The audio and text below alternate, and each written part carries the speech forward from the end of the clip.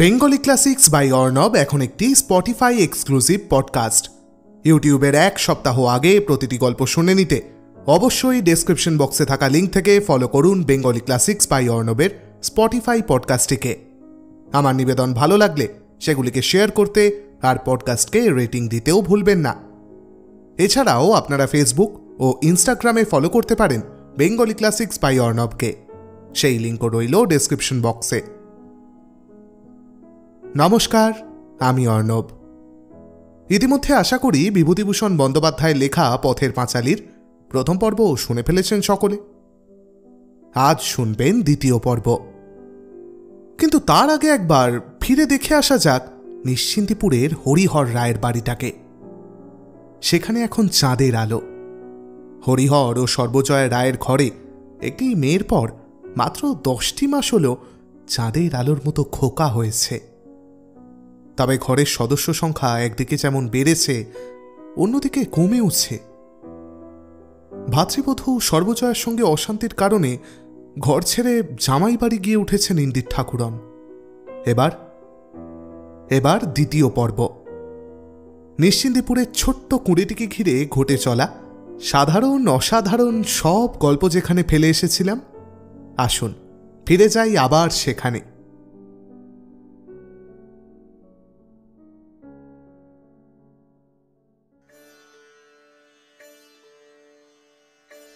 খুকি প্রথমে ভারী অভিমান করিয়াছিল, কথা কহিবে না, কাছে আসিবে না। নানা কথায় সান্ত্বনা দিবার পর আজকাল ভাব হইয়াছে। বুড়ি ভাইঝির মাথায় আদর করিয়া হাত বুলাইয়া বলে, বেশ লাল একজোড়া ঢেকি ঝুমকো হয়তো দিব্যি মানায়।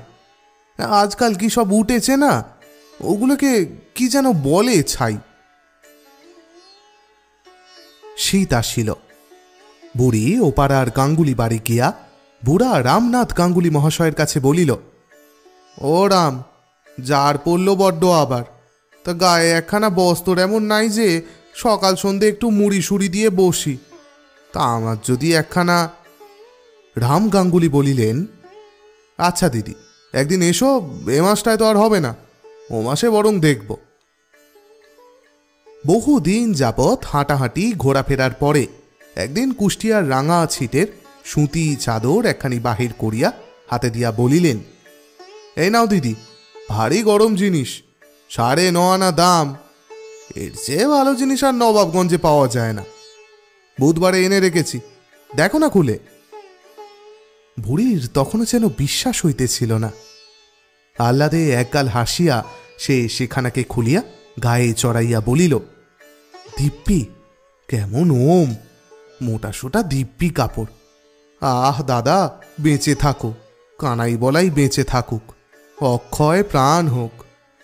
কাঙাল গরিবকে কেউ দেয় না গো, ওই অন্নদার কাছে একখানা গায়ের কাপড় চাচ্ছি আজ 3 বছর থেকে, দেব বলে তা দিলে না, শখটা মিটিয়ে নি, কটা দিনই আর বা। সর্বজয়াকে আহ্লাদ করিয়া দেখাইতেই সে বলিল, দেখো ঠাকুরজি, এ বাড়িতে থেকে যে তুমি সাদ্যর মেয়েকে বেড়াবে তা হবে না, এটা আমি স্পষ্ট বলে দিচ্ছি। ভিক্ষা মাগতে হয়, আলাদা বন্দোবস্ত করো।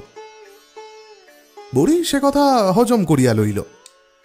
এরূপ অনেক কথাই তাহাকে দিনের মধ্যে 10 বার হজম করিতে হয়। সেকালের ছড়াটা সে এখনো ভোলে নাই, লাথি ঝাঁটা পায়ের তল, ভাত কাপড়টা বুকের বল। দুর্গা ভারী খুশি হয়ে বললে, ক পয়সা দাম পিতিমা, কেমন নাঙা আনা। আশ্বাসের সুরে পিসি বললে, আমি মরে গেলে তোকে দিয়ে যাব, তুই গায়ে দিস বড় হলে। নতুন চাদরে সোদা সোদা মারের গন্ধটা বুড়ির কাছে ভারী উপাদেয়, ভারী শৌখিন বলিয়া মনে হয়। সকালে চাদরখানা গায়ে চড়াইয়া ঝাঁট দিবার সময় মাঝে মাঝে নিচের দিকে চাহিয়া দেখে। নিষ্প্রয়োজনে ঘাটের পথে দাঁড়াইয়া থাকে। পথ চলতি নিরীহ ঝিবৌকে ডাকিয়া বলে, কে যায়, রাজির মা, এত বেলা যে। ভূমিকা আর বেশি দূর না করিয়া একটু হাসিয়া নিজের গায়ের দিকে চাহিয়া বলে, হে গায়ের কাপড়খানা এবারে রামচাঁদ 9.5 আনা দাম। দু একটা দুষ্টু মেয়ে বলে, ঠাকমাকে রাঙা কাপড়ে যা মানিয়েছে না, ঠাকমার বুঝি বিয়ে। ওপাড়ার দাসী ঠাকরন আসিয়া হাসি মুখে বলিল, পয়সা দুটোর জন্য এসেছিলাম বউ। ইন্দির পিসি কাল আমার কাছ থেকে একটা নোনা নিয়ে এলে, বললে কাল দাম গিয়েছে নিয়ে এসো। সর্বজয়া ঘরের কাজকর্ম করিতেছিল, অবাক হইয়া বলিল, নোনা কিনে এনেছে তোমার কাছ থেকে? দাসী ঠাকরন ঘোর ব্যবসাদার মানুষ, তিনি তেঁতুল আমড়া হইতে একগাছি শাক পর্যন্ত পয়সা না লইয়া কাহাকেও দেন না।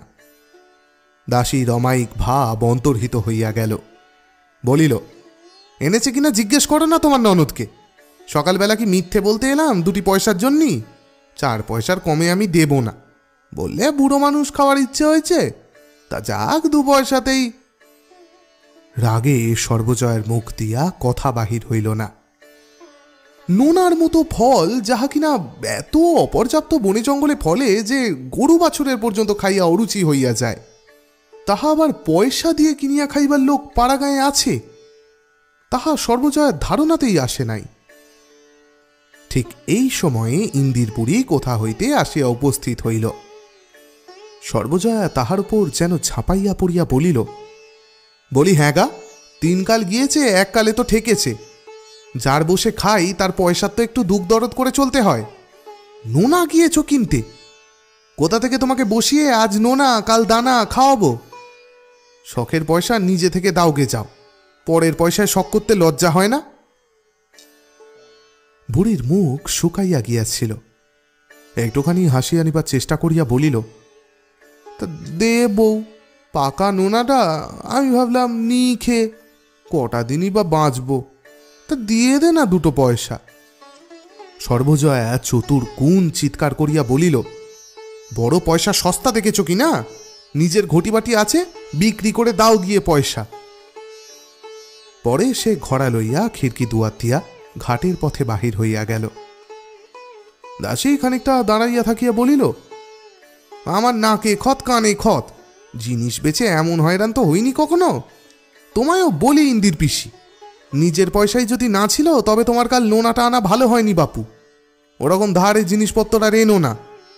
তা তোমাদের ঝগড়া তোমরা করো, আমি গরিব লোক, ওবেলা আসবো, আমার পয়সা 2 বাপু ফেলে দিও। দাসীর পিছু পিছু খুকি বাহির হইয়া উঠোন পর্যন্ত আসিল।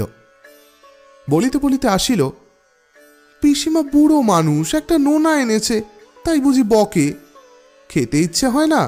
হ্যাঁ দাসী পিসি, বেশ নোনা, আমায় 8খানা কাল দিয়েছে। তোমার বাড়ি গাছ আছে বুঝি পিসি? পরে সে ডাকিয়া কহিল, শোনো না দাসী পিসি, আমি 1 পয়সা দেব এখন, পুতুলের বাক্সে আছে। মা ঘরে চাবি দিয়ে ঘাটে গেলে এনে দেব লুকিয়ে, মাকে বলো না যেন পিসি। দুপুরের কিছু পূর্বে ইন্দির বুড়ি বাড়ি হইতে বাহির হইয়া যাইতেছে। বাঁ হাতে একটা ময়লা কাপড়ের পুঁটুলি, ডান হাতে পিতলের চাদরের খুঁটিটা ঝুলানো।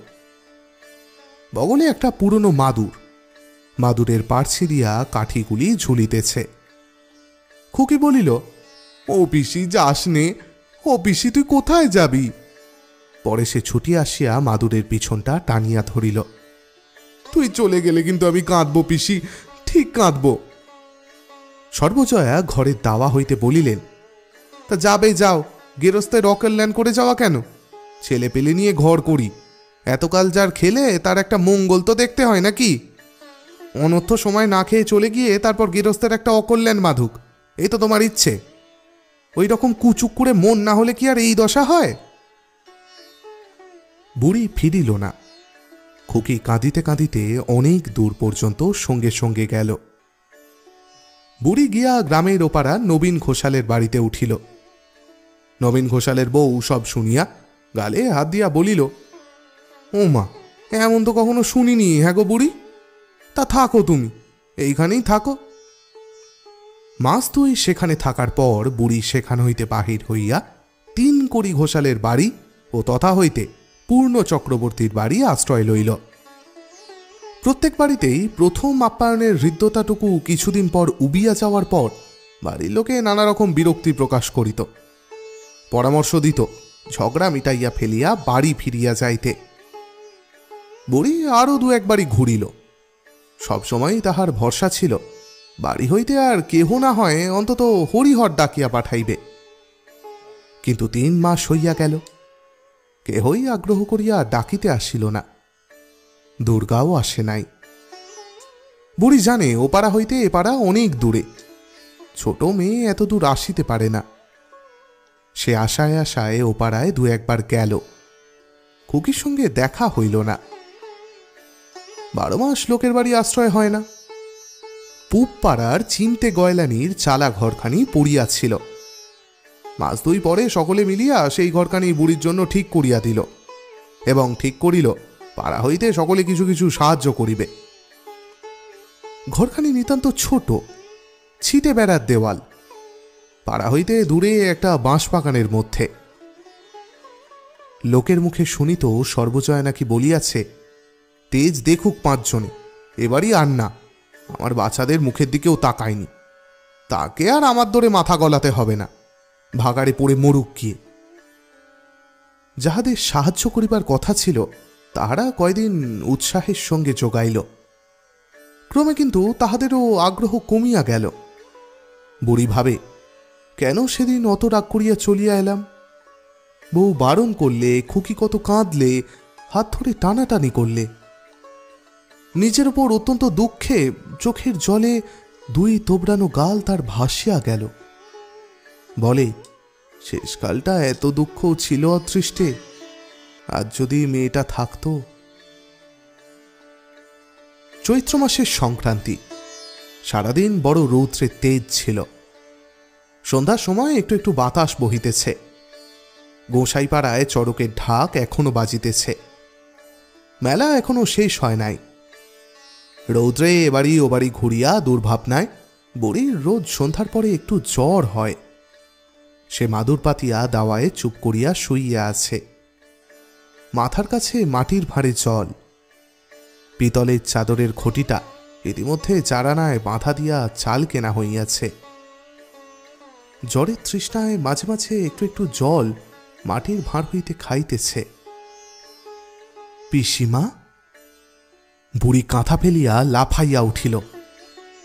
দাওয়ার পৈঠায় খুকি উঠিতেছে। পিছনে তাহাদের পাড়ার বেহারি চক্রবর্তীর মেয়ে রাজি। খুকির পরনে ফর্সা কাপড়, আঁচলের প্রান্তে কি সব পুটলা পুটলি বাঁধা। বুড়ির মুখ দিয়া বেশি কথা বাহির হইল না। প্রবল আগ্রহে সে শীর্ণ হাত বাড়াইয়া তাহাকে জ্বর তপ্ত বুকে জড়াইয়া ধরিল। বলিস নে কাউকে পিসি, কেউ যেন টের পায় না। চড়ক দেখে সন্ধেবেলা চুপি চুপি এলাম, রাজিও এলো আমার সঙ্গে। চড়কের মেলা থেকে এই দেখ, এই সব এনেছি তোর জন্য। খুকি পুঁটলি খুলিল। মুরকি পিসিমা, তোর জন্য 2 পয়সার মুরকি আর 2টো কদমা, আর খোকার জন্য একটা কাঠের পুতুল। বুড়ি ভালো করিয়া উঠিয়া বসিল। জিনিসগুলি নাড়িতে নাড়িতে বলিল, দেখি দেখি, ও আমার মানিক কত জিনিস এনেছে দেখো। রাজ রানী হও, গরিব পিসির ওপর এত দয়া। দেখি খোকার কাঠের পুতুলটা। বাহ, দিব্যি পুতুল, কটা পয়সা নিলে? এক ঝোঁকে কথাবার্তা বলে খুকি বলিল, পিসি তোর গাজে বড্ড গরম। সমস্ত দিন টৌড়ে টৌড়ে পেরিয়েছি, তাই এরকমটা হয়েছে। তাই বলি একটু শুয়ে থাকি। ছেলে মানুষ হলেও দুর্গা পিসিমার রৌদ্রে ঘুরিবার কারণটা বুঝিল। দক্ষে ও অনাহারে শীর্ণ পিসিমার গায়ে সে সস্নেহে হাত বুলাইয়া বলিল, তুই অবিশ্বাসী করে বাড়ি যাস। সন্ধেবেলা গল্প শুনতে পাইনে কিচ্ছু না, কাল যাবি কেমন তো? বুড়ি আনন্দে উচ্ছ্বসিত হইয়া উঠিল। বলিল, বউ বুঝি তোকে কিছু বলে দিয়েছে আজ? রাজি বলিল, খুড়িমা তো কিছু বলে দেয়নি পিসিমা, ওকে তো খুড়িমা এখানে আসতে দেয় না। আমরা বললে বকে, তবে তুমি যেও পিসিমা, তুমি একটুখানি বলো, তাহলেই আর খুড়িমা কিছু বলবে না। খুকি বলিল, কাল তুই ঠিক যাস পিসি, মা কিচ্ছু বলবে না। তাহলে এখন বাড়ি যাই পিসি, কাউকে যেন বলিস নে, কাল সকালে ঠিক যাস কিন্তু। সকালে উঠিয়া বুড়ি দেখিল শরীরটা একটু হালকা। একটু বেলা হইলে ছোট পুঁটুলিতে ছেঁড়াখোড়া কাপড় 2খানা ও ময়লা গামছাখানা বাঁধিয়া বুড়ি বাড়ির দিকে চলিল। পথে গোপী বৈষ্ণবের বউ বলিল, দিদি ঠাকরন, তা বাড়ি যাচ্ছেন বুঝি? বউ দিদির রাগ চলে গিয়েছে বুঝি? বুড়ি একগাল হাসিল। কাল দুর্গা যে সন্ধ্যেবেলা ডাকতে গিয়েছিল, কত কাঁদলে, বললে মা বলেছে চ পিসি বাড়ি চ। তা আমি বললাম আজ তুই যা, সকালবেলাটা হোক, আমি বাড়ি গিয়ে উঠব। মেয়ের আমার কত কান্না, যেতে কি চায়, তাই সকালে যাচ্ছি। বুড়ি বাড়ি ঢুকিয়া দেখিল কেহ বাড়ি নাই। কাল সারা রাত জ্বরভোগের পর এতটা পথ রৌদ্রে দুর্বল শরীরে আসিয়া বোধহয় অবসন্ন হইয়া পড়িয়াছিল। পুঁটুলিটা নামাইয়া সে নিজের ঘরের দাওয়ার পৈঠায় বসিয়া পড়িল। একটু পরে খিড়কি দৌড় ঠেলিয়া সর্বজয়া স্নান করিয়া নদী হইতে ফিরিল। এদিকে চোখ পড়িলে বুড়িকে বসে থাকতে দেখিয়া সে বিস্ময়ে নির্বাক হইয়া একটুখানি দাঁড়াইল। বুড়ি হাসিয়া বলিল, ও বউ, ভালো আছিস? এই এলাম একদিন পরে, তোদের ছেড়ে আর কোথায় যাব বলে বয়সে, তাই বলি। সর্বজয়া আগাইয়া আসিয়া বলিল, তুমি এবারে কি মনে করে? তার ভাবভঙ্গি ও গলার স্বরে বুড়ির হাসিবার উৎসাহ আর বড় রহিল না। সর্বজয়া কথার উত্তর দিতে না দিয়াই বলিল, না না, এ বাড়িতে তোমার জায়গা কিছুতেই হবে না, সে আমি সেদিনই বলে দিয়েছি। ফের কোন মুখে এছো এখানে? বুড়ি কাঠের মতো হইয়া গেল, মুখ দিয়া আর কথা বাহির হইল না। পরে সে হঠাৎ একেবারে কাঁদিয়া বলিল, ও বউ, অমন করে বলিস নে, একটু ঠাঁই দে আমায়, কোথায় যাব আর শেষকালটা বল দেখি। তবু এই ভিটেটাতে। না, আর ভিটের দোয়াই দিতে হবে না, ভিটের কল্যাণ ভেবে তো তোমার আর ঘুম নেই না। যাও, এক্ষুনি বিদায় হও, নইলে আমি অনর্থ পাতাবই বলে দিচ্ছি। ব্যাপার এইরূপ দাঁড়াইবে বুড়ি বোধ হয় আদৌ প্রত্যাশা করে নাই। জলমগ্ন ব্যক্তি যেমন যাইবার সময় যাহা পায় তাহাই আঁকড়াইয়া ধরিতে চায়, বুড়ি সেই রূপে মুঠা আঁকড়াইয়া আশ্রয় খুঁজিতে লক্ষ্যহীনভাবে এদিক ওদিক চাহিল। আজ তাহার কেমন মনে হইল যে বহুদিনের আশ্রয় সত্য সত্যই তাহার পায়ের তলা হইতে সরিয়া যাইতেছে, আর তাহাকে ধরিয়া রাখিবার উপায় নাই। সর্বজয়া বলিল, যাও যাও, আর বসে থেকো না ঠাকুরজি, বেলা হচ্ছে, যাও, আমার কাজকর্ম আছে, এখানে তোমার জায়গা আমি কোনো রকমে দিতে পারবো না। বুড়ি পুঁটুলি লইয়া অতি কষ্টে আবার উঠিল। বাহির দরজার কাছে যাইতে তাহার নজরে পড়িল তাহার উঠান ছাটের ঝাঁটা গাছটা পাঁচিলের কোণে ঠেস দেওয়ানো আছে। আজ ৩-৪ মাস তাহাতে কেহ হাত দেয় নাই। এই ভিটার ঘাসটুকু, ওই কত যত্নে পোতা লেবু গাছটা, এই অত্যন্ত প্রিয় ঝাঁটা গাছটা, খুকি খোকা ব্রজপিসের ভিটা, আর ৭০ বৎসরের জীবনে এসব ছাড়া সে আর কিছু জানেও নাই, বুঝেও নাই। চিরকালের মতো আজ তাহারা দূরে সরিয়া যাইতেছে। সজনে তলা দিয়া পুঁটুলি বগলে যাইতে পেছন হইতে রায়বাড়ির গিন্নি বলিলেন, ঠাকমা, ফিরে যাচ্ছ কোথায়? বাড়ি যাবে না? উত্তর না পাইয়া বলিল, ঠাকমা, আজকাল কানের মাথা একবারে খেয়েছ নাকি?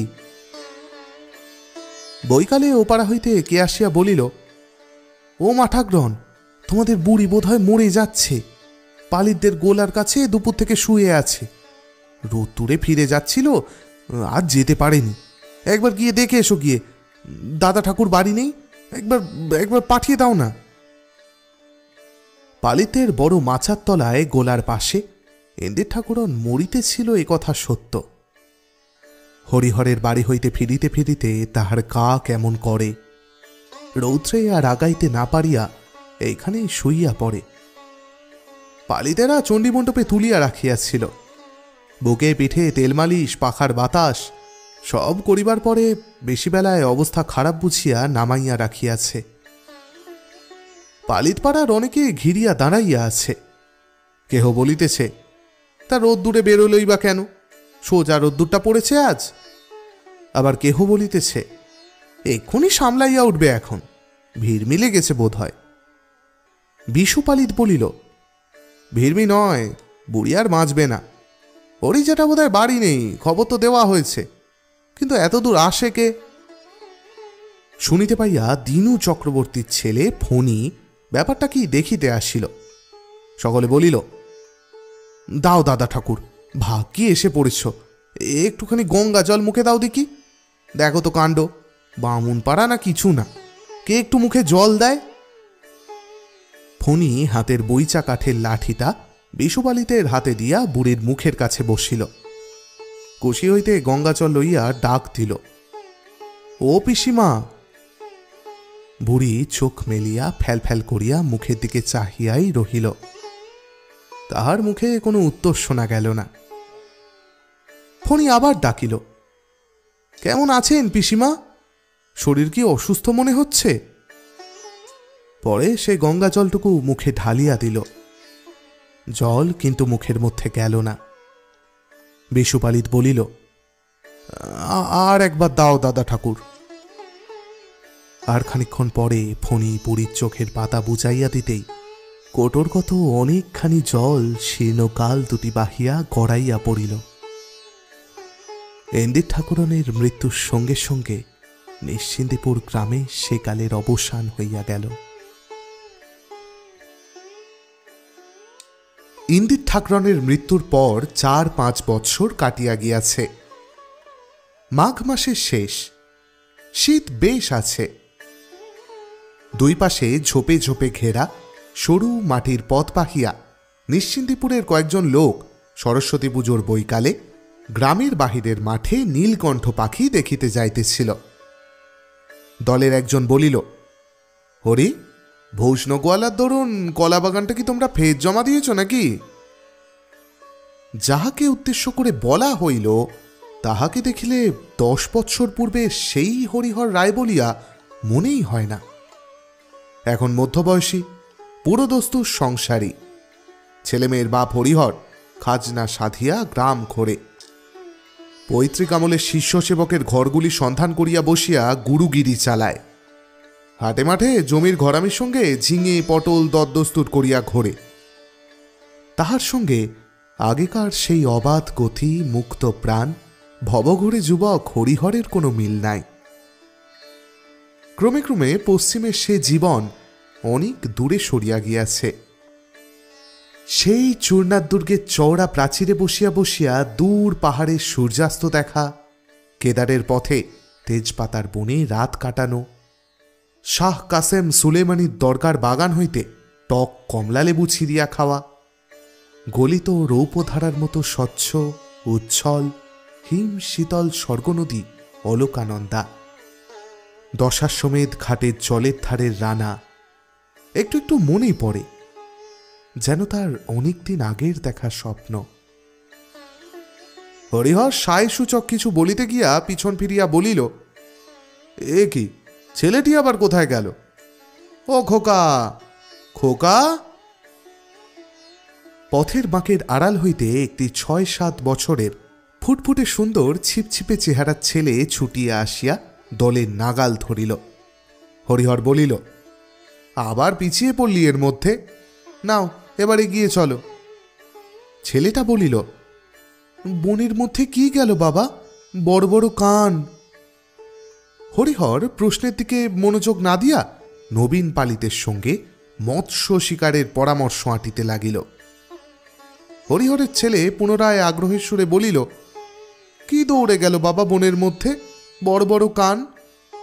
হরিহর বলিল, কি জানি বাবা, তোমার কথার উত্তর দিতে আমি আর পারিনি। সেই বেরিয়ে অবধি শুরু করেছ, এটা কি ওটা কি, কি গেল বনের মধ্যে আমি কি দেখেছি? নাও এগিয়ে চলো দেখি। বালক বাবার কথায় আগে আগে চলিল। নবীন পালিত বলিল, বরং একটা কাজ করো হরি, মাছ যদি ধরতে হয় তবে বাঁশার বিলে একদিন চলো, যাওয়া যাক। পূব পাড়া নেপাল পাড়ুই বাজ দিচ্ছে, রোজ 1.5 মণ 2 মণ এইরকম পড়ছে, 5-6 নিচে মাছ নেই। শুনলাম একদিন শেষ রাত্রির দিকে নাকি বিলের মধ্যিখানে অথই জলে শাঁসা করে ঠিক যেন একটা বকনা বাছুরের ডাক, বুঝলে? সকলে একসঙ্গে আগাইয়া আসিয়া নবীন পালিতের মুখের দিকে চাহিয়া রহিল। অনেক কেলে পুরনো বিল, গহীন জল, দেখেছ তো মধ্যিখানে জল যেন কালো শিউ গোলা, পদ্ম গাছের জঙ্গল। কেউ বলে রাঘব বোয়াল, কেউ বলে যক্ষী। যতক্ষণ ফর্সা না হলো ততক্ষণ তো মশাই নৌকার ওপরে সকলে বসে ঠকঠক করে কাঁপতে লাগলো। বেশ জমি আসিয়াছে। হঠাৎ হরিহরের ছেলেটি মহা উৎসাহে পাশের একটা উলু খড়ের ঝোপের দিকে আঙুল তুলিয়া চিৎকার করিতে করিতে ছুটিয়া গেল। ওই যাচ্ছে বাবা, দেখো বাবা, ওই যে বাবা, বড় বড় কান, ওই যে। তাহার বাবা পিছন হইতে ডাক দিয়াই বলিল, না না না না, কাঁটা কাঁটা কাঁটা। পরে তাড়াতাড়ি আসিয়া খপ করিয়া ছেলের হাত ধরিয়া বলিল, আহ, বড্ড বিরক্ত করলে দেখছি তুমি। 100 বার বারণ করছি, তা তুমি কিছুতেই শুনবে না। ওই জন্যই তো আনতে চাচ্ছিলাম না। বালক উৎসাহে ও আগ্রহে উজ্জ্বল মুখ উঁচু করিয়া বাবার দিকে তুলিয়া জিজ্ঞাসা করিল, কি বাবা? হরিহর বলিল, কি তাকে আমি দেখেছি, শুয়োর টুয়োর হবে। নাও চলো, এবার কিন্তু ঠিক রাস্তার মাঝখান দিয়ে হাঁটবে। শুয়োর না বাবা, ছোট্ট যে। পরে সে নিচু হইয়া দৃষ্ট বস্তুর মাটি হইতে উচ্চতা দেখাইতে গেল। চলো চলো, হ্যাঁ আমি বুঝতে পেরেছি, আর দেখাতে হবে না, এবার চলো দেখি। নবীন পালিত বলিল, হলো খরগোশ খোকা, খরগোশ। এখানে খড়ের ঝোপে খরগোশ থাকে, তাই। বালক বর্ণ পরিচয়ে ক্ষয়ে খরগোশের ছবি দেখিয়াছে, কিন্তু তাহা যে জীবন্ত অবস্থায় এরকম লাফাইয়া পালায় বা তাহা আবার সাধারণ চক্ষুতে দেখিতে পাওয়া যায়, এ কথা সে কখনো ভাবে নাই। খরগোশ জীবন্ত একেবারে তোমার সামনে দিয়ে লাফাইয়া পালায়? ছবি না, কাচের পুতুল না, একেবারে কানখাড়া সত্যিকারের খরগোশ। এই রকমই ভাট গাছ, বৈশি গাছের ঝোপে, জলমাটির তৈরি নশ্বর পৃথিবীতে এ ঘটনা কি করিয়া সম্ভব হল? বালক তাহা কোনো মতেই ভাবিয়া ঠাহর করিতে পারিতেছিল না। সকলে বনে ঘেরা সরু পথ ছাড়াইয়া মাঠে নামিল। নদীর ধারের বাবলা ও জিয়ল গাছের আড়ালে একটা বড় ইটের পাঁজার মতো জিনিস পড়ে। ওটা পুরনো কালের নীলকুঠির জাল ঘরের ভগ্নাবশেষ। সেকালে নীলকুঠির আমলে এই নিশ্চিন্দিপুর বেঙ্গল ইন্ডিগো কনসার্নের হেড কুঠি ছিল। এই অঞ্চলের 14টা কুঠির ওপর নিশ্চিন্দিপুর কুঠির ম্যানেজার জন লারমার দুর্দণ্ড প্রতাপ রাজত্ব ছিল। এখন কুঠির ভাঙা চৌবাচ্চা ঘর, জাল ঘর, সাহেবের কুঠি, আপিস, জঙ্গলাকীর্ণ ইটে স্তূপে পরিণত হইয়াছে। যে প্রবল প্রতাপ লারমার সাহেবের নামে একসময় এ অঞ্চলে বাঘে গরুতে এক ঘাটে জল খাইত, আজকাল 2-1 অতিবৃদ্ধ ছাড়া সে লোকের নাম পর্যন্ত কেহ জানে না। মাঠের ঝোপঝাড়গুলো উলুখড়, বনকলমি, সোঁদাল ও কুল গাছে ভরা। কলমিলতা সারা ঝোপগুলোর মাথা বড় বড় সবুজ পাতা বিছাইয়া ঢাকিয়া দিয়াছে। ভেতরে স্নিগ্ধ ছায়া। নাটা কাঁটা ও নীলবন অপরাজিতা ফুল সূর্যের আলোর দিকে মুখ উঁচু করিয়া ফুটিয়া আছে। পড়ন্ত বেলার ছায়ায় স্নিগ্ধ বনভূমির শ্যামলতা, পাখির ডাক, চারিদিকে প্রকৃতির মুক্ত হাতে ছড়ানো ঐশ্বর্য রাজার মতো ভাণ্ডার বিলাইয়া দেয়। কোথাও এতটুকু দারিদ্র্যের আশ্রয় খুঁজিবার চেষ্টা নাই, মধ্যবিত্তের কার্পণ্য নাই। বেলা শেষের ইন্দ্রজালে মাঠ, নদী, বন সবই মায়াময়। মাঠের মধ্যে বেড়াইতে বেড়াইতে নবীন পালিত মহাশয় একবার এই মাঠের উত্তর অংশের জমিতে শাঁকালুর চাষ করিয়া কিরূপ লাভবান হইয়াছিলেন সেই গল্পই করিতে লাগিলেন। একজন বলিল, কুটির ইটগুলো নাকি বিক্রি হবে শুনছিলাম। নবাবগঞ্জের মতিদা নাকি দরদস্তুর করছে। মতিদার কথায় সে ব্যক্তির সামান্য অবস্থা হইতে কিরূপে ধনবান হইয়াছে সে কথা আসিয়া পড়িল। ক্রমে তাহা হইতে বর্তমানকালের দুর্মূল্যতা, আশারুর বাজারে কুণ্ডুদের দোকান পুড়িয়া যাইবার কথা, গ্রামের দিনু গাঙ্গুলির মেয়ের বিবাহের তারিখ কবে পড়িয়াছে প্রভৃতি বিবিধ আবশ্যকীয় সংবাদের আদান প্রদান হইতে লাগিল। হরিহরের ছেলে বলিল, নীলকণ্ঠ পাখি কই বাবা? এই দেখো এখন বাবলা গাছে এক্ষুনি এসে বসবে। বালক মুখ উঁচু করিয়া নিকটবর্তী সমুদয় বাবলা গাছের মাথার দিকে চাহিয়া দেখিতে লাগিল। মাঠের ইতস্তত নিচু নিচু কুল গাছে অনেক কুল পাকিয়া আছে। বালক অবাক হইয়া লুব্ধ দৃষ্টিতে সেদিকে চাহিয়া দেখিতে লাগিল। কয়েকবার কুল পাড়িতে গিয়া ভাবার বকুনিতে তাহাকে নিবৃত্ত হইতে হইল। এত ছোট গাছে কুল হয়? তাহাদের পাড়ায় যে কুলের গাছ আছে তাহা খুব উঁচু বলিয়া ইচ্ছা থাকিলেও সে সুবিধে করিতে পারে না। ভারী আঁকুশিটা দুই হাতে আঁকড়াইয়া ধরিয়া তুলিতেও পারে না। কুপথ্যের জিনিস লুকাইয়া খাওয়া কষ্টসাধ্য হইয়া পড়ে, সে টের পায়। খবর পাইয়া মা আসিয়া বাড়ি ধরিয়া লইয়া যায়। বলে, ও মা, আমার কি হবে? এমন দুষ্টু ছেলে হয়েছ তুমি। এই সেদিন উঠলে জ্বর থেকে আজ অমনি কুলতলায় ঘুরে বেড়াচ্ছ। একটুখানি পিছন ফিরেছি, অমনি এসে দেখি বাড়ি নেই। কটা কুল খেয়েছিস দেখি, দেখা মুখটা দেখা। সে বলে, কুল খাইনি তো মা, তলায় একটাও কুল পড়ে নেই, আমি বুঝি পারতে পারি। পরে সে টুকটুকে মুখটি মায়ের অত্যন্ত নিকটে লইয়া গিয়া হাঁ করে। তাহার মা ভালো করিয়া দেখিয়া পুত্রের ননির মতো গন্ধ বাহির হওয়া সুন্দর মুখে চুমা খাইয়া বলে, কখনো খেও না যেন খোকা, তোমার শরীর সেরে উঠুক, আমি কুল কুড়িয়ে আচার করে হাঁড়িতে তুলে রেখে দেব। তাই বসেক জ্যৈষ্ঠ মাসে খেও, লুকিয়ে লুকিয়ে আর খেও না কখনো, কেমন তো? হরিহর বলিল, তুমি কুঠি কুঠি বলছিলে, ওই দেখো খোকা, সাহেবদের কুঠি দেখেছ? নদীর ধারের অনেকটা জায়গা জুড়ে সেকালের কুঠিটা প্রাগৈতিহাসিক যুগে রতিকায় হিংস্র জন্তুর কঙ্কালের মতো পড়িয়াছিল। গতিশীল কালের প্রতীক নির্জন শীতের অপরাহ্ন তাহার উপর অল্পে অল্পে তাহার ধূসর আস্তরণ বিস্তার করিল।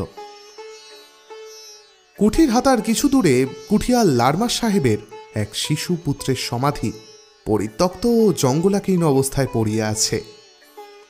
বেঙ্গল ইন্ডিগো কনসার্নের বিশাল হেড কুঠির, এইটুকু ছাড়া অন্য কোনো চিহ্ন আর অখণ্ড অবস্থায় মাটির ওপর দাঁড়াইয়া নাই। নিকটে গেলে অনেককালের কালো পাথরের ফলকে এখনো পড়া যায়, here lies Edwin Larmer, the only son of John and Mrs Larmer, born May 13, 1853, died April 27, 1860. অন্য অন্য গাছপালার মাঝে একটি বন্য সোদাল গাছ তাহার উপর শাখাপত্রে ছায়া বিস্তার করিয়া বাড়িয়া উঠিয়াছে। চৈত্র বৈশাখ মাসে আড়াই বাঁকির মোহনা হইতে জোর হাওয়ায় তাহার পীত পুষ্পস্তবক সারা দিন রাত ধরিয়া বিস্মৃত বিদেশি শিশুর ভগ্ন সমাধির ওপর রাশি রাশি পুষ্প ছড়াইয়া দেয়। সকলে ভুলিয়া গেলেও বনের গাছপালা শিশুটিকে এখনো ভোলে নাই। বালক অবাক হইয়া চারিদিকে চাহিয়া দেখিতেছে। তাহার 6 বৎসরের জীবনে এই প্রথম সে বাড়ি হইতে এত দূরে আসিয়াছে। এতদিন ন্যাড়াদের বাড়ি, নিজেদের বাড়ির সামনেটা বড় জোর রানু দিদিদের বাড়ি, ইহাই ছিল তাহার জগতের সীমা। কেবল এক একদিন তাহাদের পাড়ার ঘাটে মায়ের সঙ্গে স্নান করিতে আসিয়া সে স্নানের ঘাট হইতে আবছা দেখিতে পাওয়া কুঠির ভাঙা জাল খট্টার দিকে চাহিয়া দেখিত, আঙুল দিয়া দেখাইয়া বলিত, মা, ওদিকে কি সেই কুঠি? সে তাহার বাবার মুখে, দিদির মুখে, আরও পাড়ার কত লোকের মুখে কুঠির মাঠের গল্প শুনিয়াছে, কিন্তু আজ তাহার প্রথম সেখানে আসা। ওই মাঠের পর ওদিকে বুঝি মায়ের মুখের সেই রূপকথার রাজ্য। ব্যঙ্গমা ব্যঙ্গমীর গাছের নিচে নির্বাসিত রাজপুত্র যেখানে তলোয়ার পাশে রাখিয়া শুইয়া রাত কাটায়, ওধারে আর মানুষের বাস নাই। জগতের শেষ সীমাটাই এই। ইহার পর হইতে অসম্ভবের দেশ, অজানার দেশ। বাড়ি ফিরিবার পথে সে পথের ধারে একটা নিচু ঝোপ হইতে একটা উজ্জ্বল রঙের ফলের থলো ছিঁড়িতে হাত বাড়াইল। তাহার বাবা বলিল, না না, হাত দিও না, আলকুশি আলকুশি। কি যে করো না তুমি বাবা, বড্ড জ্বালালে দেখছি। আর কোনোদিন কোথাও নিয়ে বেরোচ্ছি না এটা বলে দিলুম, এক্ষুনি হাত চুলকে ফোসকা হবে। পথের মাঝখান দিয়ে এত করে বলছি হাঁটতে, তা তুমি কিছুতেই শুনবে না। হাত চুলকুবে কেন বাবা? হাত চুলকুবে, বিষ বিষ, ওটা বিষ ফল। আলকুশিতে কি কেউ হাত দেয় বাবা? শুঁয়ো ফুটে রিরি করে জ্বলবে এক্ষুনি, আর তুমি চিৎকার করবে। গ্রামের মধ্যে দিয়া হরিহর ছেলেকে সঙ্গে করিয়া খিড়কির দোর দিয়া বাড়ি ঢুকিল। সর্বজয়া খিড়কির দোর খোলার শব্দে বাহিরে আসিয়া বলিল, এই এত রাত হলো, তা ওকে নিয়ে গিয়েছ না? একটা দোলাই না আছে গায়ে কিছু।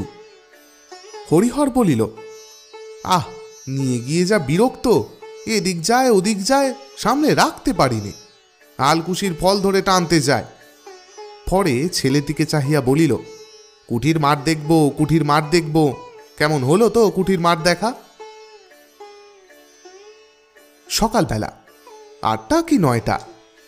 হরিহরের পুত্র আপন মনে রোয়াকে বসিয়া খেলা করিতেছে। তাহার একটা ছোট্ট টিনের বাক্স আছে, সেটার ডালা ভাঙা।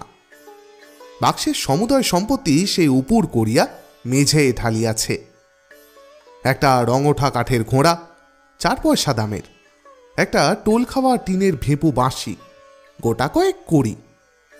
এগুলো সে মায়ের অজ্ঞাত সারে লক্ষ্মী পূজার কড়ি চুবড়ি হইতে খুলিয়া লইয়াছিল।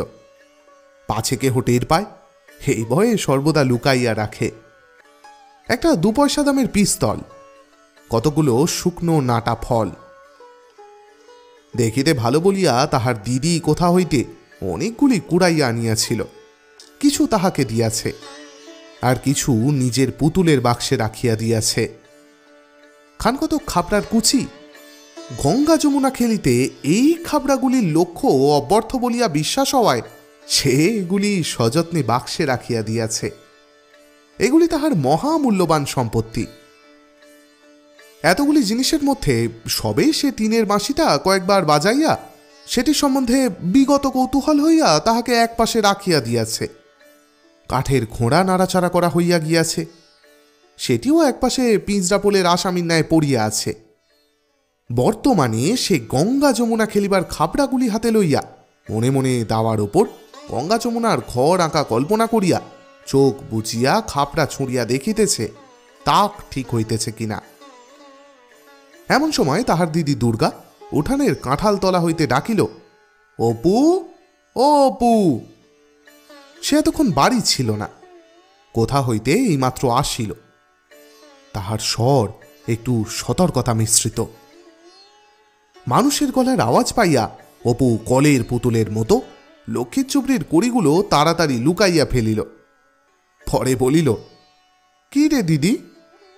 দুর্গা হাত নাড়িয়া ডাকিল, আয় এদিকে শোন। দুর্গার বয়স 10-11 বৎসর হইল। গরম পাতলা পাতলা, রং অপুর মতো অত ফর্সা নয়, একটু চাপা। হাতে কাঁচের ছুরি, পরনে ময়লা কাপড়, মাথার চুল রুক্ষ, বাতাসে উড়িতেছে। মুখের গড়ন মন্দ নয়, অপুর মতো চোখগুলি বেশ ডাগর ডাগর। অপু রোয়াকে নামিয়া কাছে গেল, বলিল, কি রে? দুর্গার হাতে নারিকেলের মালা। সেটা সে নিচু করিয়া দেখাইল কতগুলি কচি আম কাটা। সুর নিচু করিয়া বলিল, এই মা ঘাট থেকে আসেনি তোরে? অপু ঘাড় নাড়িয়া বলিল, উহু।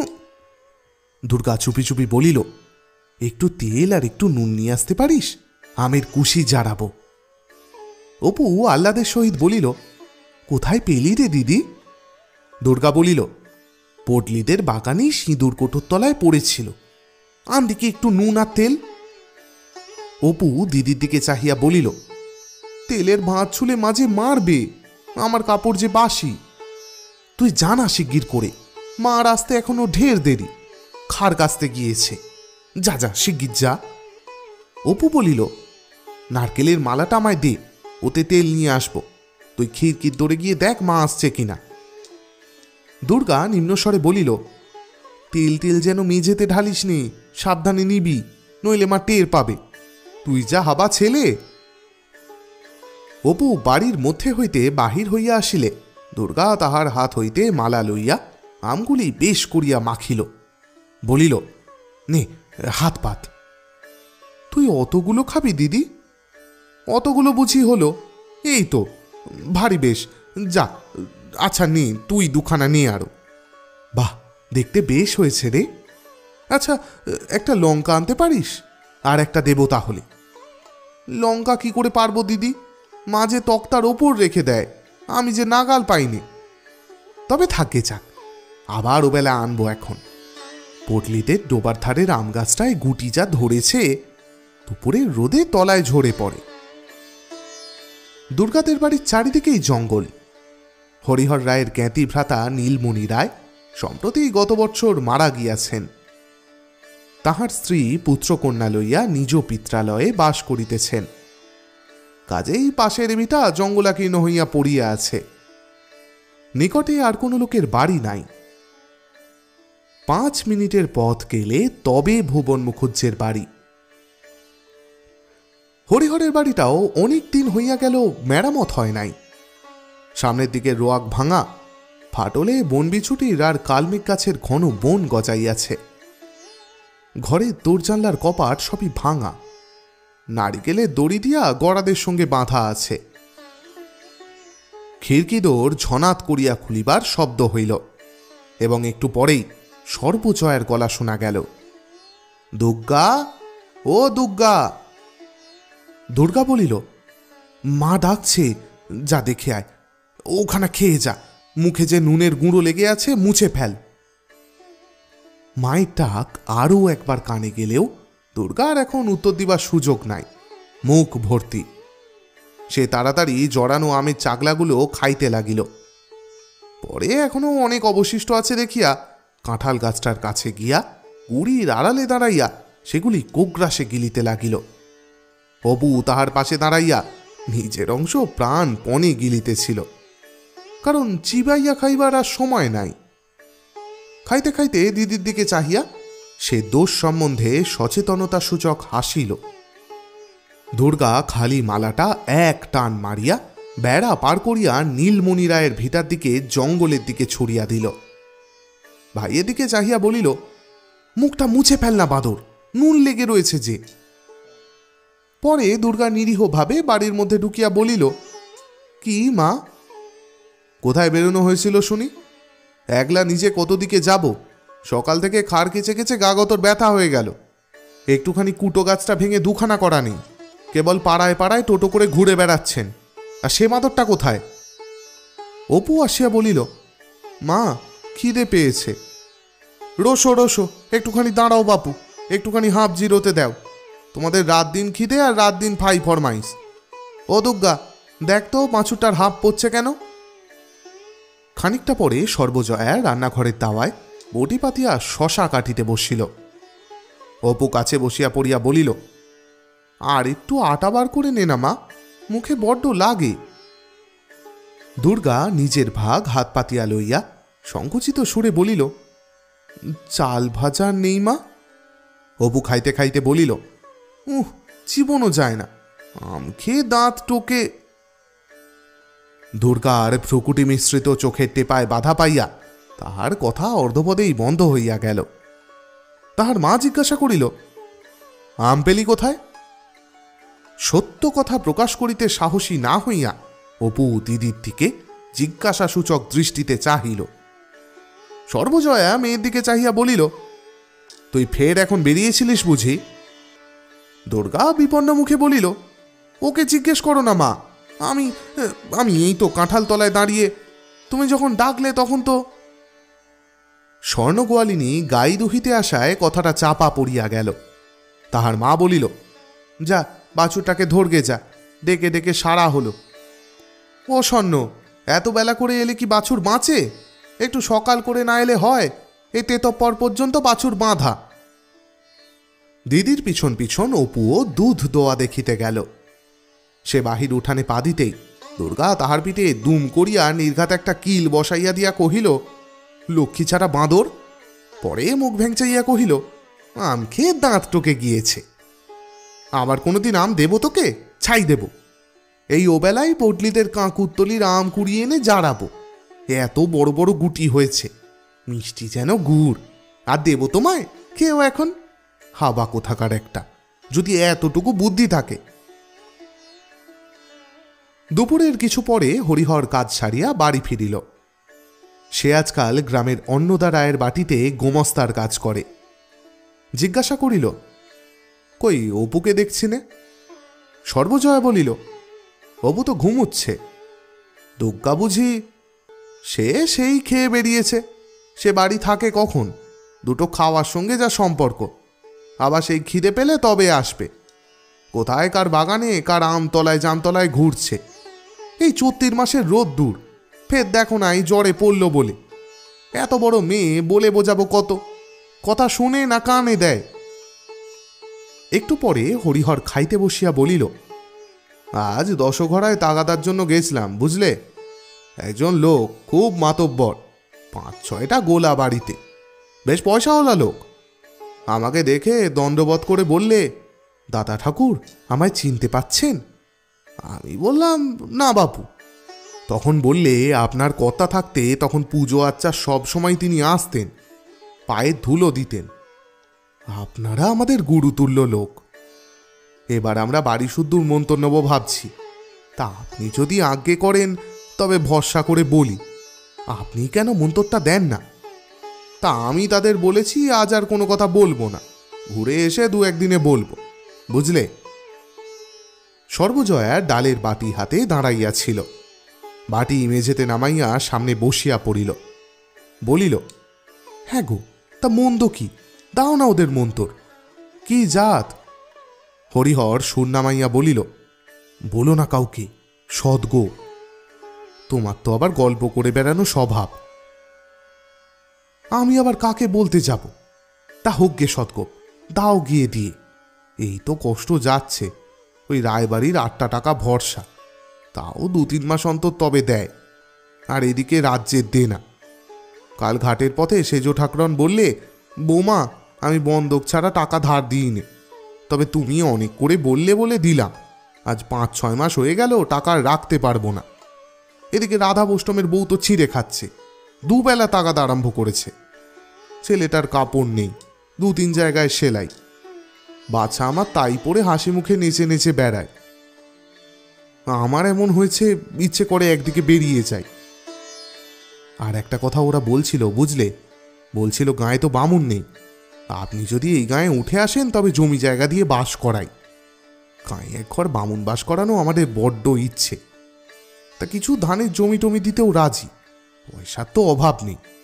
আজকাল চাষাদের ঘরে লক্ষ্মী বাঁধা, ভদ্রলোকেরাই হয়ে পড়েছে হাভাত জোভাত।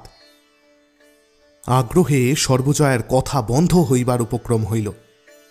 তা তুমি রাজি হলে না কেন? বললেই হতো যে আচ্ছা আমরা আসব। ওরকম একটা বড় মানুষের আশ্রয় এই গায়ে তোমার আছে কি? শুধু ভিটে কামড়ে পড়ে থাকা। হরিহর হাসিয়া বলিল, পাগল, তখনই কি রাজি হতে আছে নাকি? ছোট লোক, ভাববে ঠাকুরের হাঁড়ি দেখছি শিখে উঠেছে। ওতে খেলো হয়ে যেতে হয়। তা নয়, দেখি একবার চুপি চুপি মজুমদার মহাশয়ের সঙ্গে পরামর্শ করে।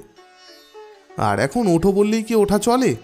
সব বেটা এসে বলবে টাকা দাও, নইলে যেতে দেব না। দেখি পরামর্শ করে কিরকম দাঁড়ায়। এই সময়ে মেয়ে দুর্গা কোথা হইতে পা টিপিয়া টিপিয়া আসিয়া বাহিরের দুয়ারের আড়াল হইতে সতর্কতার সহিত একবার উঁকি মারিল, এবং অপরপক্ষ সম্পূর্ণ সজাগ দেখিয়া ওধারে পাঁচিলের পাশ বাহিয়া বাহির বাটির রোয়াকে উঠিল। দালানের দুয়ার আস্তে আস্তে ঠেলিয়া দেখিল উহা বন্ধ আছে। এদিকে রোয়াকে দাঁড়ানো অসম্ভব, রৌদ্রে তাপে পা পুড়িয়া যায়। কাজেই সেই স্থান হইতে নামিয়া গিয়া উঠানের কাঁঠাল তলায় দাঁড়াইল। রৌদ্রে বেড়াইয়া তাহার মুখ রাঙা হইয়া উঠিয়াছে। আঁচলের খুঁটে কি কতগুলো যত্ন করিয়া বাঁধা। সে আসিয়াছিল এই জন্য যে যদি বাহিরের দোয়ার খোলা পায় এবং মা ঘুমাইয়া থাকে তবে ঘরের মধ্যে ঢুকিয়া চুপি চুপি একটু শুইয়া লইবে। কিন্তু বাবার, বিশেষত মার সামনে সম্মুখ দুয়ার দিয়া বাড়ি ঢুকিতে তাহার সাহস হইল না। উঠানে নামিয়া সে কাঁঠাল তলায় দাঁড়াইয়া কি করিবে ঠিক করিতে না পারিয়া নিরুৎসাহভাবে এদিক ওদিক চাহিতে লাগিল।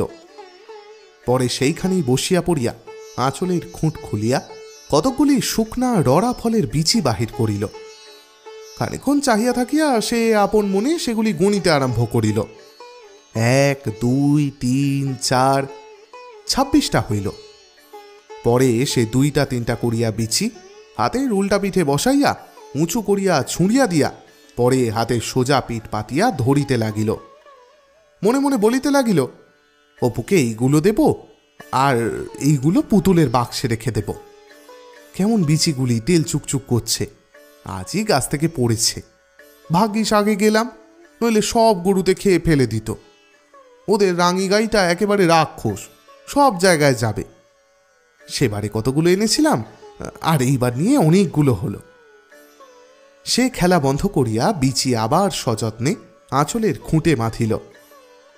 পরে হঠাৎ কি ভাবিয়া রুক্ষ চুলগুলো বাতাসে উড়াইতে উড়াইতে মহা খুশির সহিত পুনরায় সোজা বাটির বাহির হইয়া গেল। অপুদের বাড়ি হইতে কিছু দূরে একটা খুব বড় অশ্বত্থ গাছ ছিল। কেবল তাহার মাথাটা উহাদের দালানের জানালা কিংবা রোয়াক থেকে দেখা যায়। অপু মাঝে মাঝে সেই দিকে চাহিয়া দেখিত। যতবার সে চাহিয়া দেখে ততবার তাহার যেন অনেক অনেক দূরের কোনো দেশের কথা মনে হয়। কোন দেশ সে তাহার ঠিক ধারণা হইল না। কোথায় যেন কোথাকার দেশ। মার মুখে ওই সব দেশের রাজপুত্রদের কথাই সে শোনে। অনেক দূরের কথা তাহার শিশু মনে একটা বিস্ময় মাখানো আনন্দের ভাবে সৃষ্টি করত। নীল রঙের আকাশটা অনেক দূর, ঘুড়িটা, কুঠির মাঠটা সব অনেক দূর। কত যে দূর সে বুঝাইতেও পারিত না, বলিতেও পারিত না কাহাকেও। কিন্তু এসব কথায় তাহার মন যেন কোথায় উড়িয়া চলিয়া যাইত। এবং সর্বাপেক্ষা কৌতুকের বিষয় এই যে অনেক দূরের এই কল্পনা তাহার মনকে অত্যন্ত চাপিয়া তাহাকে যেন কোথায় লইয়া ফেলিয়াছে। ঠিক সেই সময়ে মায়ের জন্য তাহার মন কেমন করিয়া উঠিত। যেখানে সে যাইতেছে সেখানে তাহার মা নাই। অমনি মায়ের কাছে যাইবার জন্য মন আকুল হইয়া পড়িত। কতবার যে এরকম হইয়াছে। আকাশের গায়ে অনেক দূরে একটা চিল উড়িয়া যাইতেছে। ক্রমে ছোট্ট থেকে ছোট্ট হইয়া নীলদের তালগাছের উঁচু মাথাটা পিছনে ফেলিয়া দূর আকাশে ক্রমে মিলাইয়া যাইতেছে। চাহিয়া দেখিতে দেখিতে যেমনি উড়ন্ত চিলটা দৃষ্টিপথের বাহির হইয়া যাইত, অমনি সে চোখ নামাইয়া লইয়া বাহির বাটি থেকে এক দৌড়ে রান্নাঘরের দাওয়ায় উঠিয়া গৃহকার্যরত মাকে জড়াইয়া ধরিত। মা বলিত, দেখো দেখো ছেলের কাণ্ড, আরে ছাড় ছাড়, দেখছি সগরি হাত, ছাড়ো মানিক আমার, সোনা আমার, তোমার জন্য এই দেখো দেখো চিংড়ি মাছ ভাজছি। তুমি যে চিংড়ি মাছ ভালোবাসো। হ্যাঁ, দুষ্টুমি করো না, ছাড়ো এবার। আহারতির পর দুপুরবেলা তাহার মা কখনো কখনো জানালার ধারে আঁচল পাতিয়া শুইয়া ছেঁড়া কাশিদাসের মহাভারতখানা সুর করিয়া পড়িত। বাড়ির ধারে নারিকেল গাছটাতে শঙ্খচিল ডাকিত। অপু নিকটে বসিয়া হাতের লেখা ক খ লিখিতে লিখিতে এক মনে মায়ের মুখের মহাভারত শুনিত। দুর্গাকে তাহার মা বলিত, একটা পান ছেজে দে তো দুর্গা। অপু বলিত, মা সেই ঘুঁটে কুড়োনোর গল্পটা। তাহার মা বলে, ঘুঁটে কুড়োনোর কোন গল্পটা বলতো? ও সেই হরিহরের, সে তো অন্নদামঙ্গলে আছে, এতে তো নেই। পরে পান মুখে দিয়ে সুর করিয়া পড়িতে থাকিত। রাজা বলে, শুনো শুনো মুনির নন্দন, কহিব অপূর্ব কথা না যায় বর্ণন। সোমদত্ত নামে রাজা সিন্ধু দেশে ঘর, দেবদ্বিজে হিংসা সদা। অপু অমনি মায়ের মুখের কাছে হাতখানি পাতিয়া বলিত, আমায় একটুখানি পান। মা চিবনো পান নিজের মুখ হইতে ছেলের প্রসারিত হাতের ওপর রাখিয়া বলিত, বড্ড তেঁতো, এই ক্ষয়ের গুলোর দোষ। রোজ হাটে বারণ করি ও ক্ষয়ের যেন না আনি, তবুও। জানালার বাহিরে বাঁশবনের দুপুরের রৌদ্র মাখানো শেওড়া খেটুবনের দিকে চাহিয়া চাহিয়া মহাভারতের, বিশেষত কুরুক্ষেত্রের যুদ্ধের কথা শুনিতে শুনিতে সে তন্ময় হইয়া যাইত। মহাভারতের সমস্ত চরিত্রের মধ্যে কর্ণের চরিত্র বড় ভালো লাগে তাহার কাছে। ইহার কারণ কর্ণের উপর তাহার কেমন মমতা হয়। রথের চাকা মাটিতে পুঁতিয়া গিয়াছে, দুই হাতে প্রাণপণে সেই চাকা মাটি হইতে টানিয়া তুলিবার চেষ্টা করিতেছেন। সেই নিরস্ত্র অসহায় বিপন্ন কর্ণের অনুরোধ মিনতি উপেক্ষা করিয়া অর্জুন তীর ছুড়িয়া মারিয়া ফেলিলেন। মায়ের মুখে এই অংশ শুনিতে শুনিতে দুঃখে অপুর শিশু হৃদয় পূর্ণ হইয়া উঠিত। চোখের জল বাগ মানিত না। চোখ ছাপাইয়া তাহার নরম তুলতুলে গাল বাহিয়া গড়াইয়া পড়িত। সঙ্গে সঙ্গে মানুষের দুঃখে চোখে জল পড়ার যে আনন্দ, তাহা তাহার মনোরাজ্যে নব অনুভূতির সজীবত্ব লইয়া পরিচিত হইতে লাগিল।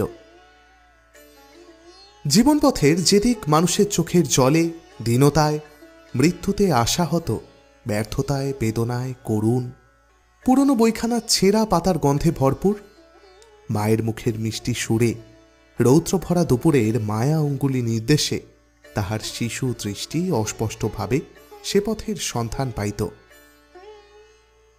বেলা পড়িলে মা গৃহকার্যে উঠিয়া গেলে সে বাহিরে আসিয়া রোয়াকে দাঁড়াইয়া দূরের সেই অসত্য গাছটার দিকে এক একদিন চাহিয়া দেখে। হয়তো কড়া চৈত্র বৈশাখের রৌদ্রে গাছটার মাথা ধোঁয়া ধোঁয়া অস্পষ্ট, নয়তো বৈকালের রাঙা রোদ অলসভাবে গাছটার মাথা জড়াইয়া আছে। সকলের চেয়ে এই বৈকালের রাঙা রোদ মাখানো গাছটার দিকে চাহিয়াই তাহার মন কেমন করিত। কর্ণ যেন ওই অসত্য গাছটার ওপারে আকাশের তলে অনেক দূরে কোথাও এখনো মাটি হইতে রথের চাকা দুই হাতে প্রাণপণে টানিয়া তুলিতেছে। রোজই তোলে, রোজই তোলে। মহাবীর, কিন্তু চিরদিনের কৃপার পাত্র কর্ণ। বিজয়বীর অর্জুন নহে, যে রাজ্য পাইল, মান পাইল, রথের ওপর থেকে বাণ ছুড়িয়া বিপন্ন শত্রুকে নাশ করিল। বিজয়ী কর্ণ, যে মানুষের চিরকালের চোখের জলে জাগিয়া রহিল, মানুষের বেদনায় অনুভূতিতে সহচর হইয়া বিরাজ করিল, সেই কর্ণ। এক একদিন মহাভারতের যুদ্ধের কাহিনী শুনিতে শুনিতে তাহার মনে হয় যুদ্ধ জিনিসটা মহাভারতে বড় কম লেখা আছে। ইহার অভাব পূর্ণ করিবার জন্য এবং আশ মিটাইয়া যুদ্ধ জিনিসটা উপভোগ করিবার জন্য সে এক উপায় বাহির করিয়াছে। একটা বাখারি কিংবা হালকা কোনো গাছের ডালকে অস্ত্ররূপে হাতে লইয়া সে বাড়ির পিছনে বাঁশবাগানের পথে অথবা বাহিরের উঠানে ঘুরিয়া বেড়ায় এবং আপন মনে বলে, তারপর দ্রন্ত একেবারে 10 বাণ ছুড়লেন। অর্জুন করলেন কি, একেবারে 200টা বাণ দিলেন মেরে। তারপর উফ, সে কি যুদ্ধ! বাণের চোটে চারিদিক অন্ধকার হয়ে গেল। এখানে সে মনে মনে যতগুলি বাণ হইলে তাহার আশা মেটে তাহার কল্পনা করে।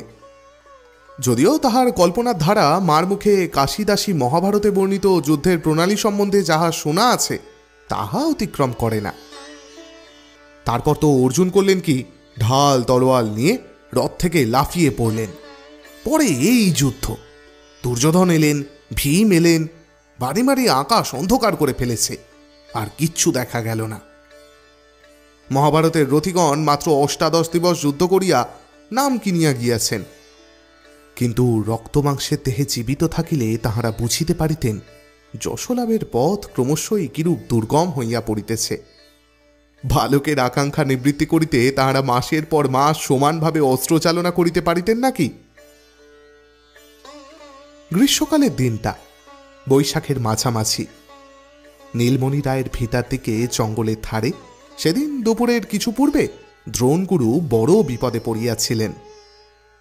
কপিধ্বজ রথ একেবারে তাহার ঘাড়ের উপরে। গান্ডীব ধনু হইতে ব্রহ্মাস্ত্র মুক্ত হইবার বিলম্ব চক্ষের পলক মাত্র। কুরু সৈন্যদলে হাহাকার উঠিয়াছে। এমন সময় শেওড়া বনের ওদিক হইতে হঠাৎ কে কৌতুকের কণ্ঠে জিজ্ঞাসা করিল, ও কি রে অপু? অপু চমকিয়া উঠিয়া আকর্ণ টানা জ্যাকে হঠাৎ ছাড়িয়া দিয়া চাহিয়া দেখিল তাহার দিদি জঙ্গলের মধ্যে দাঁড়াইয়া তাহার দিকে চাহিয়া খিলখিল করিয়া হাসিতেছে। পরে চাহিতেই বলিল, হ্যাঁ রে পাগল, অমন মনে মনে কি বকছিস বিড়বিড় করে, আর হাত পা নাচছিস? পরে সে ছুটিয়া আসিয়া ভাইয়ের কচিকালে চুমু খাইয়া বলিল, পাগল কোথাকার, কি বকছিলি রে আপন মনে? অপু লজ্জিত মুখে বারবার বলিতে লাগিল, যা বকছিলাম বুঝি, যা। অবশেষে দুর্গা হাসি থামাইয়া বলিল, হায় আমার সঙ্গে। পরে সে অপুর হাত ধরিয়া বনের মধ্যে লইয়া চলিল। খানিক দূরে গিয়া হাসি মুখে আঙুল দিয়া দেখাইয়া বলিল, দেখছিস কত নোনা পেকেছে, এখন কি করে পারা যায় বল দেখি। অপু বলিল, উফ, অনেক রে দিদি, একটা কঞ্চি নিয়ে পারা যায় না? দুর্গা বলল, তুই এক কাজ কর, ছুট্টে বাড়ির মধ্যে গিয়ে আকুশিটা নিয়ে আয় দেখি। আকুশি দিয়ে টান দিলে পড়ে যাবে, দেখিস এখন। অপু বলিল, তুই এখানে দাঁড়া দিদি, আমি আনছি। অপু আকুশি আনিলে দুজনে মিলিয়া বহু চেষ্টা করিয়াও 4-5টার বেশি পারিতে পারিল না। খুব উঁচু গাছ, সর্বোচ্চ ডালে যে ফল আছে তাহা দুর্গা আকুশি দিয়াও নাগাল পাইল না। পরে সে বলিল, চল আজ এগুলোই নিয়ে যাই, না এবার বেলায় মাকে সঙ্গে আনব, মার হাতে ঠিক নাগালে আসবে। দে নোনাগুলো আমার কাছে দে, নে তুই আকুশিটা নে, নোলক পড়বি। একটা নিচু ঝোপের মাথায় ওরকলমি লতায় সাদা সাদা ফুলের কুঁড়ি। দুর্গা হাতের ফলগুলো নামাইয়া নিকটে ফুলের কুঁড়ি ছিঁড়িতে লাগিল। বলিল, এদিকে সরে আয়, নোলক পরিয়ে দি। তাহার দিদি ওরকলমি ফুলের নোলক পরিতে বড় ভালোবাসে। বন জঙ্গলে সন্ধান করিয়া সে প্রায়ই খুঁজিয়া আনিয়া নিজে পড়ে এবং ইতিপূর্বে অপুকেও কয়েকবার পড়াইয়াছে। অপু কিন্তু মনে মনে নোলক পড়া পছন্দ করে না। তাহার ইচ্ছে হইল বলে নোলক তাহার দরকার নাই। তবে দিদির ভয়ে সে কিছু বলিল না। দিদিকে চটাইবার ইচ্ছা তাহার আদৌ নাই, কারণ দিদি বন জঙ্গল খুঁড়িয়া কুলটা, জামটা, নোনাটা, আমড়াটা সংগ্রহ করিয়া তাহাকে লুকাইয়া খাওয়ায়। এমন সব জিনিস জুটাইয়া আনে যাহা হয়তো কুপথ্য হিসেবে উহাদের খাইতে নিষেধ আছে। কাজেই অন্যায় হইলেও দিদির কথা না শোনা তাহার সাহসে কুলায় না। একটি কুঁড়ি ভাঙিয়া সাদা জলের মতো আঠা বাহির হইল। তাহার সাহায্যে দুর্গা অপুর নাকে কুঁড়িতে আঁটিয়া দিল। পরে নিজেও একটি পড়িল। তারপর ভাইয়ের চিবুকে হাত দিয়া নিচের দিকে ফিরাইয়া বলিল, দেখি দেখি কেমন দেখাচ্ছে। বাহ, বেশ হয়েছে, চল মাকে দেখাইকে। অপু লজ্জিত মুখে বলিল, না দিদি, চল না, খুলে ফেলিস নে যেন, বেশ লাগছে। বাড়ি আসিয়া দুর্গা নোনা ফলগুলোকে রান্নাঘরের দাওয়ায় নামাইয়া রাখিল। সর্বজয়া নাধিতেছিল দেখিয়া খুব খুশি হইয়া বলিল, কোথায় পেলি রে? দুর্গা বলিল, ওই লিচু জঙ্গলে, অনেক আছে, কাল গিয়ে তুমি পারবে মা, এমন পাকা, একেবারে সিঁদুরের মতো রং। সে আড়াল ছাড়িয়া দাঁড়াইয়া বলিল, দেখো মা। অপু নোলক পড়িয়া দিদির পিছনে দাঁড়াইয়া আছে। সর্বজয়া হাসিয়া বলিল, ও মা, ও আবার কে রে, চিনতে পাচ্ছি না যে। অপু লজ্জায় তাড়াতাড়ি নাকের ডগা হইতে ফুলের কুঁড়ি খুলিয়া ফেলিল। বলিল, ওই দেখো না, দিদি পরিয়ে দিয়েছে। দুর্গা হঠাৎ বলিয়া উঠিল, চল রে অপু, ওই কোথায় ডুগডুগি বাজছে, চল, বাঁদর খেলাতে এসছে ঠিক, শিগগির আয়। আগে আগে দুর্গা ও তাহার পিছনে পিছনে অপু ছুটিয়া বাটির বাহির হইয়া গেল। সম্মুখের পথ বাহিয়া বাঁদর নয়, ওপারা চিনিবাস ময়রা মাথায় করিয়া খাবার ফেরি করিতে বাহির হইয়াছে। ওপারায় তাহার দোকান। তাছাড়া সে আবার গুড়ের ও ধানের ব্যবসাও করে, কিন্তু পুঁজি কম হওয়ায় কিছুতেই সুবিধে করিতে পারে না। অল্প দিনেই ফেল মারিয়া বসে। তখন হয়তো মাথায় করিয়া হাটে হাটে আলু, পটল, কখনো পান বিক্রয় করিয়া বেড়ায়। শেষে তাতেও যখন সুবিধা হয় না, তখন হয়তো সে ঝুলি ঘাড়ে করিয়া জাত ব্যবসা আরম্ভ করে। পরে হঠাৎ একদিন দেখা যায় যে আবার পাথুরে চুন মাথায় করিয়া বিক্রয় করিয়া বেড়াইতেছে। লোকে বলে একমাত্র মাছ ছাড়া এমন কোনো জিনিস নাই যাহা তাহাকে বিক্রয় করিতে দেখা যায় নাই। কাল দশহরা। লোকে আজ হইতেই মুরগি, সন্দেশ কিনিয়া রাখিবে। চিনিবাস হরিহর রায়ের দুয়ার দিয়া গেলেও বাড়িতে ঢুকিল না, কারণ সে জানে এই বাড়ির লোক কখনো কিছু কেনে না। তবু অপু দুর্গাকে দরজায় দাঁড়িয়ে থাকতে দেখে জিজ্ঞেস করিল, চাই নাকি? অপু দিদির মুখের দিকে চাহিল। দুর্গা চিনিবাসের দিকে ঘাড় নাড়িয়া বলিল, না। চিনিবাস ভুবন মুখুজ্জের বাড়ি গিয়া মাথার চাঙারি নামাইতেই বাড়ির ছেলেমেয়েরা কলরব করিতে করিতে তাহাকে ঘিরিয়া দাঁড়াইল। ভুবন মুখুজ্জে অবস্থাপন্ন লোক। বাড়িতে 5-6টা গোলা আছে। এই গ্রামে অন্নদারায়ের নিচেই জমিজমা ও সম্পত্তি বিষয় তাহার নাম করা যাইতে পারে। ভুবন মুখুজ্জের স্ত্রী বহুদিন মারা গিয়াছেন। বর্তমানে তাহার সেজ ভাইয়ের বিধবা স্ত্রী এ সংসারের কর্ত্রী। সেজ বউয়ের বয়স 40-এর ওপরে হবে। অত্যন্ত কড়া মেজাজের মানুষ বলিয়া তাহার খ্যাতি আছে। সেজ বউ একখানা মাজা পিতলের সরাই করিয়া চিনিবাসের নিকট হইতে মুরকি, সন্দেশ, বাতাসা দশহরা পূজার জন্য লইলেন। ভুবন মুখুজ্জের ছেলে মেয়ে ও তাহার ছেলে সুনীল সেইখানেই দাঁড়াইয়াছিল, তাহাদের জন্য খাবার কিনিলেন। পরে অপুকে সঙ্গে লইয়া দুর্গা চিনিবাসের পিছন পিছন ঢুকিয়া উঠানে আসিয়া দাঁড়াইয়াছে দেখিয়া সেজ বউ নিজের ছেলে সুনীলের কাঁধে হাত দিয়া একটু ঠেলিয়া বলিলেন, যাও না, রোয়াকে গিয়ে উঠে খাও না, এখানে ঠাকুরের জিনিস মুখ থেকে ফেলে এঁটো করে বসবে। চিনিবাস চাঙারি মাথায় তুলিয়া পুনরায় অন্য বাড়ি চলিয়া গেল। দুর্গা বলিল, আয় অপু, চল দেখি গিয়ে টুনুদের বাড়ি। ইহারা সদর দরজা পার হইতেই সেজ বউ মুখ ঘুরাইয়া বলিল, দেখতে পারিনি বাপু, ছুরিটার যে কি হ্যাংলা স্বভাব, নিজের বাড়ি আছে গিয়ে বসে কিনে খাগে জানা, তা না লোকের দৌড় দৌড়, যেমন মা তেমনি ছা। ইহাদের বাটির বাহির হইয়া দুর্গা ভাইকে আশ্বাস দিবার সুরে বলল, চিনিবাসের ভারী তো খাবার, বাবার কাছ থেকে দেখিস রথের সময় 4টে পয়সা নেব, তুই দুটো আমি দুটো, তুই আর আমি মুরকি কিনে খাবো। খানিকটা পরে ভাবিয়া ভাবিয়া অপু জিজ্ঞাসা করিল, রথের আর কদিন আছে রে দিদি?